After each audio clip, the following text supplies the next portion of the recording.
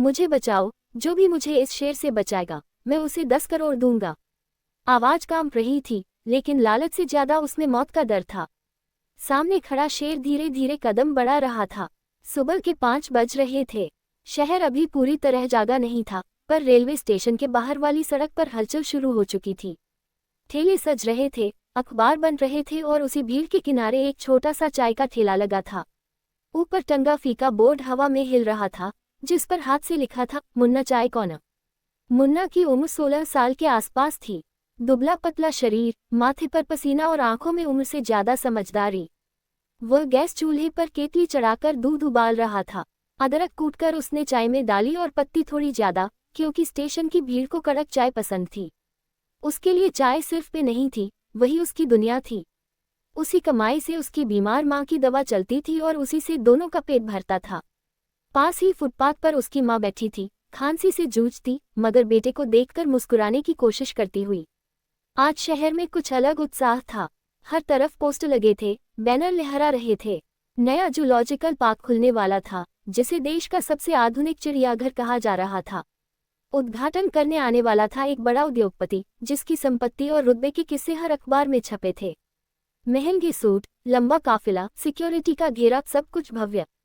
मुन्ना ने अखबार में उसकी तस्वीर देखी थी और एक पल को सोचा था कि दुनिया में कितनी अलग अलग किस्म की जिंदगियां होती हैं। 8 बजते बजते भीड़ बढ़ गई। पुलिस, मीडिया, कैमरे, चमचमाती गाड़ियां, हर तरफ शोर था। जू के गेट से थोड़ी ही दूरी पर मुन्ना का ठेला था और ग्राहक लगातार चाय मांग रहे थे। उसके हाथ तेजी से चल रहे थे, मगर दिमाग शांत था। तभी अचानक एक अजीब सी आवाज आई, जैसे लोहे का कुछ टूटकर गिरा हो। फिर चीखें गूंजी, फिर भगदड़ मच गई। लोग भागते हुए चिल्ला रहे थे, शेर बाहर आ गया। मुन्ना ने सिर उठाया तो देखा अफरा तफरी के बीच वही उद्योगपति कुछ दूरी पर जड़ होकर खड़ा था। उसके सामने एक विशाल शेर खुला घूम रहा था। आंखों में आग, चाल में बेचैनी। सिक्योरिटी वाले घबराए हुए थे। कोई गोली चलाने की हिम्मत नहीं कर पा रहा था। उद्योगपति की आवाज कांपी, जो भी मुझे बचाएगा उसे 10 करोड़ मिलेंगे। भीड़ में खामोशी छा गई। मुन्ना के हाथ में पकड़ा गिलास कांप गया। उसने माँ की तरफ देखा, फिर शेर की तरफ। उसके अंदर डर था, लेकिन उससे बड़ा एक अजीब सा खिंचाव था। उसे अपना गांव याद आया, जहां कभी खेत में घुसा एक जंगली सांड बेकाबू हो गया था। तब उसके पिता ने कहा था, जानवर भूख से कम, डर से ज्यादा हमला करता है। मुन्ना की नजर पास पड़ी एक मोटी रस्सी पर गई, जो अधूरे पिंजरे के पास पड़ी थी। उसने झट से रस्सी उठा ली। भीड़ में से आवाज आई, पागल हो गया है क्या? लेकिन वह आगे बढ़ गया। शेर की दहाड़ ने कई लोगों के कदम रोक दिए। हवा भारी हो गई। मुन्ना ने भागने की बजाय कदम धीमे कर दिए। उसने सीधा आंखों में देखने के बजाय नजर थोड़ी झुका ली। रस्सी को धीरे धीरे जमीन पर घसीटते हुए उसने गोल घेरा बनाया। कोई जल्दबाजी नहीं, कोई तेज हरकत नहीं। उसकी सांसें गहरी थीं। उसने बुदबुदाया, शांत, बस शांत।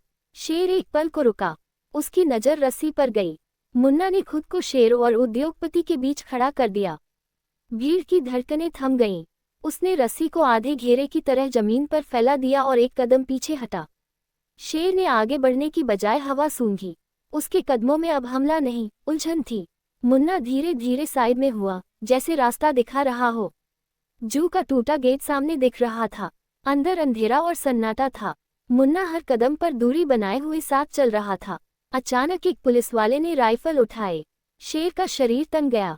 मुन्ना चिल्लाया, गोली मत चलाना। आवाज भीड़ में खो गई, मगर उसने तुरंत रस्सी फेंककर दोनों हाथ ऊपर उठा दिए। खाली हाथ, बिना हथियार। शेर की नजर उसके हाथों पर टिक गई। कुछ सेकंड ऐसे बीते जैसे समय थम गया हो। फिर शेर ने गर्दन झुकाए और एक कदम पीछे लिया। मुन्ना भी पीछे हटा। यह अजीब सा संवाद था, बिना शब्दों का, बिना आवाज का। जू के कर्मचारी धीरे धीरे पास आने लगे, लेकिन मुन्ना ने इशारे से रोका। अभी नहीं। शेर ने मुड़कर गेट की तरफ देखा। मुन्ना ने सिर हल्का सा झुका दिया। शेर अंदर चला गया। गेट बंद हुआ तो लोगों ने जैसे एक साथ सांस ली। पहले सन्नाटा, फिर तालियों का शोर। कैमरे दौड़ पड़े, माइक आगे बढ़ गए। उद्योगपति कांपते हुए मुन्ना के पास आया। उसके चेहरे पर घमंड की जगह कृतज्ञता थी। उसने कहा, मैंने जो वादा किया था वो निभाऊंगा। 10 करोड़ तुम्हारे, साथ ही तुम्हारी माँ का इलाज, पढ़ाई, घर, सब मेरी जिम्मेदारी। मुन्ना ने धीरे से कहा, मैंने आपको पैसे के लिए नहीं बचाया। अगर आप मर जाते तो मेरी माँ हर दिन पूछती, तू वहां था, फिर भी कुछ नहीं किया। भीड़ चुप हो गई। उद्योगपति ने सिर झुका लिया। उस दिन सिर्फ एक आदमी की जान नहीं बची थी, बल्कि कई सोच बदल गई थी। अगले दिन भी मुन्ना ने ठेला लगाया। वही केतली, वही भाप, वही कड़क चाय। फर्क सिर्फ इतना था कि अब लोग चाय लेते समय उसे सम्मान से देखते थे। उद्योगपति साधारण कपड़ों में आया और एक कप चाय पी। उसने कहा, पढ़ाई करेगा? मुन्ना ने मुस्कुराकर जवाब दिया, हाँ, पर चाय बनाना नहीं छोड़ूंगा। समय बीता, खबरें पुरानी हो गईं, मगर शहर में वह दिन एक मिसाल बन गया। मुन्ना सुबह स्कूल जाने लगा, शाम को ठेले पर चाय बनाता। उसकी माँ का इलाज शुरू हुआ। जिंदगी आसान नहीं हुई, मगर मजबूत हो गई। उसने सीखा कि असली जीत शेर को हराने में नहीं, अपने डर को काबू करने में होती है। कुछ साल बाद जब उसी शहर में एक नए स्कूल का उद्घाटन हुआ, तो मंच से उद्योगपति ने कहा, ये कहानी शेर की नहीं, उस लड़के की है जिसने हमें सिखाया कि हिम्मत उम्र नहीं देखती और इंसानियत हैसियत की मोहताज नहीं होती। भीड़ में खड़ा मुन्ना बस मुस्कुरा रहा था। वह जानता था, उस दिन उसने सिर्फ एक जान नहीं बचाई थी, बल्कि अपने भीतर के डर को हमेशा के लिए हरा दिया था। उस दिन के बाद मुन्ना की जिंदगी में बदलाव तो आया, लेकिन उसके भीतर की सादगी वैसी ही रही। स्कूल में अब बच्चे उसे अलग नज़र से देखते थे। कुछ उसे हीरो कहते, कुछ चुपचाप पास बैठकर उससे बात करने की कोशिश करते।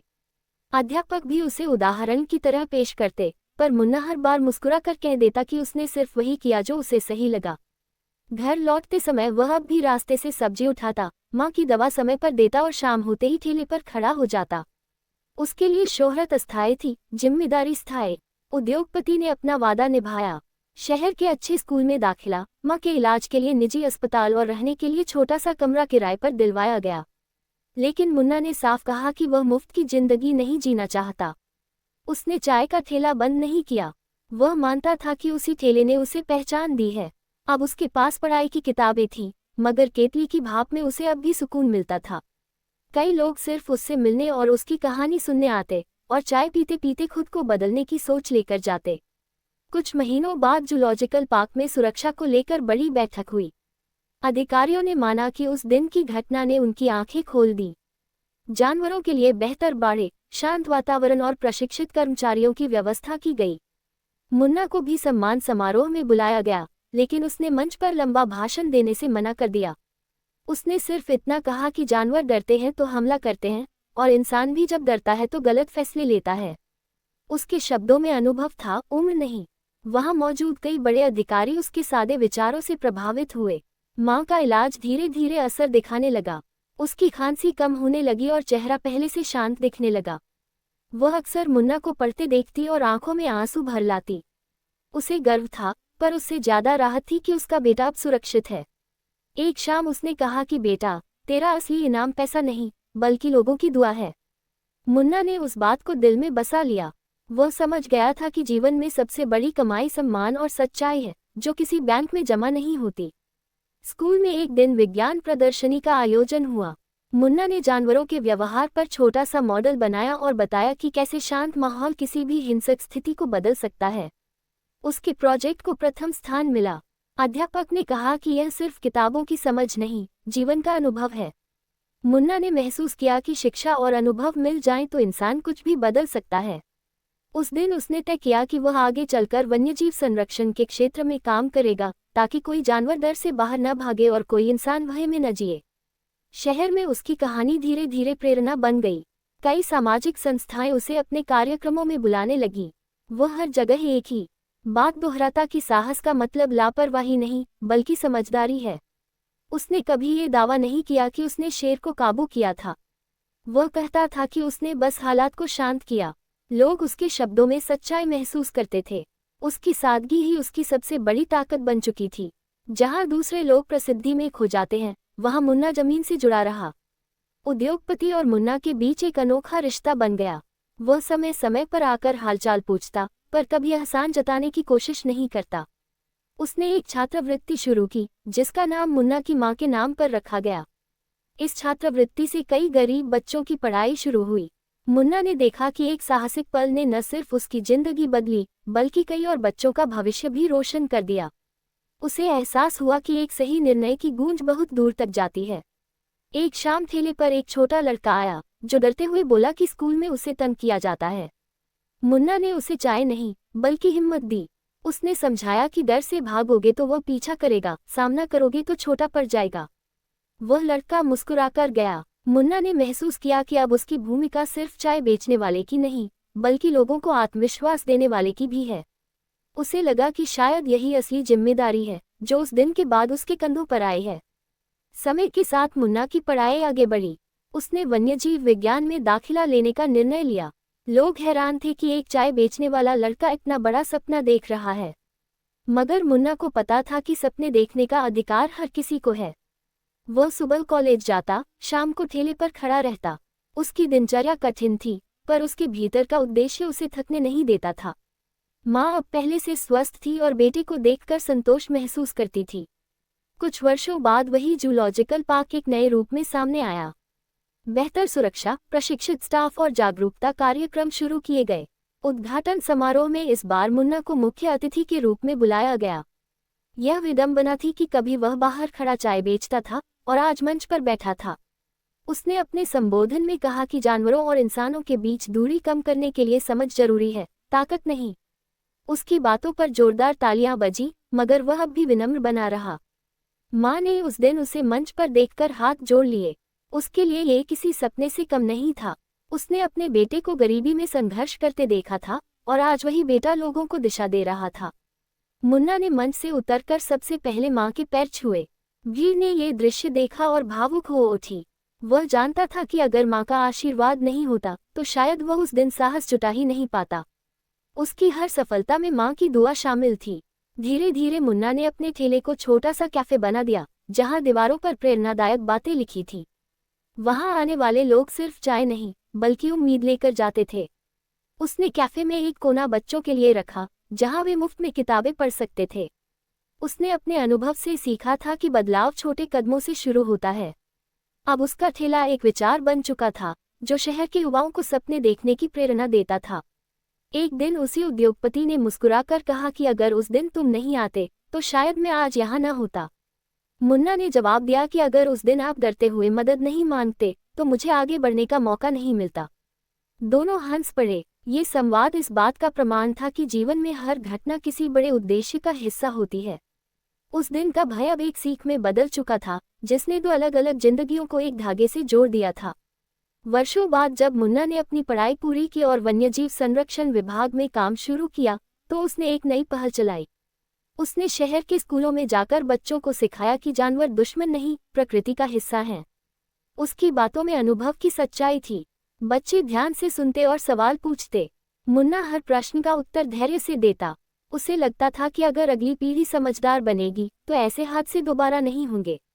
आखिरकार मुन्ना की कहानी सिर्फ एक घटना तक सीमित नहीं रही।